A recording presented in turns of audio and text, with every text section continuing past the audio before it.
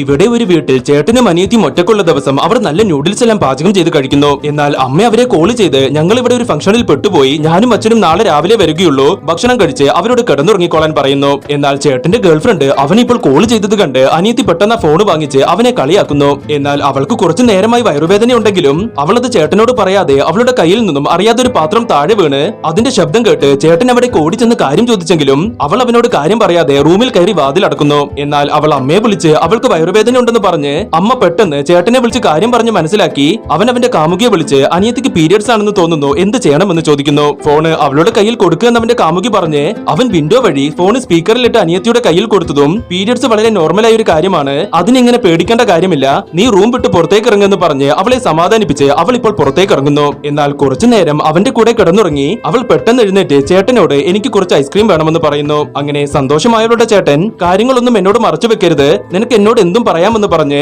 മുഖമെല്ലാം കഴുകി ഫ്രഷായി അനിയത്തെ കൂട്ടി ഒരു റൈഡിന് പോയി അവൾക്ക് ഐസ്ക്രീം എല്ലാം വാങ്ങിക്കൊടുത്ത് അവളെ സന്തോഷത്തോടെ നോക്കുന്നു.